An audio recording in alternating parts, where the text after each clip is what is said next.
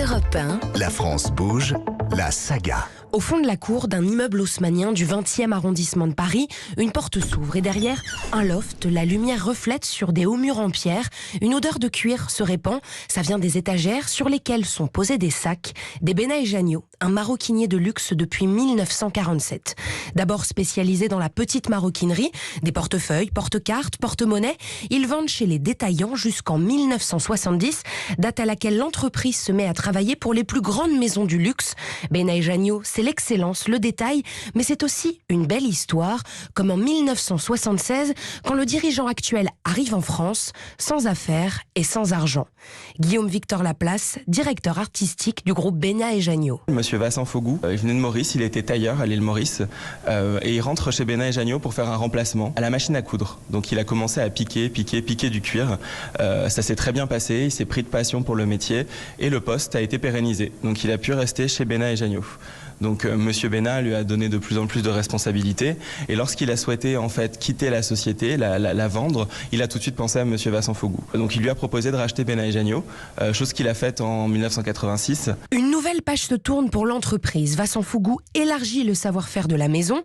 Aujourd'hui, les maroquiniers, coupeurs, piqueurs et mécaniciens de l'atelier Benna & Jagneau sont capables de fabriquer tous les produits en cuir avec une particularité, leur travail du cuir exotique qui n'a aucun secret pour eux et qu'ils transmettent sans relâche. En fait, on travaille pas en ligne, c'est-à-dire qu'on travaille vraiment de manière artisanale, en duo, par compagnonnage en fait. Donc on a un système de table avec une personne expérimentée qui en face chapeaute une personne plus nouvelle. Donc c'est aussi notre système de transmission du savoir-faire.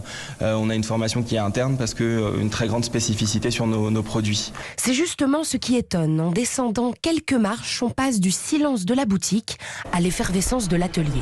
Les 140 salariés tapent, coupent et cousent. Donc là, il est sur des étapes de coupe automatique. En fait, on a des machines issues du secteur de l'aéronautique qui nous permettent de travailler le cuir et puis des matériaux plastiques et autres, métal, bois, pour créer soit des gabarits, soit nous avancer dans la production.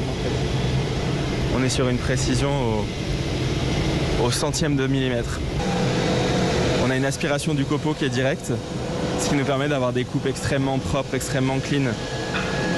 Depuis quelques années, Benna & Jagneau prend un nouveau virage. On avait de plus en plus de demandes de particuliers qui arrivaient entre deux portes pendant qu'on était en train de fabriquer pour des grandes maisons et on s'est dit qu'on avait tout intérêt à formaliser en fait ce service qu'on rendait aux particuliers de commande et d'extrême personnalisation sous un nom différent du nom de notre groupe pour proposer une vraie expérience en fait à nos clients. Donc Vincent Paris, du prénom de notre patron, est né de ce besoin-là et de cette volonté-là. Et le choix du logo paraît évident. C'est un dodo parce que c'est l'oiseau en fait endémique de l'île Maurice.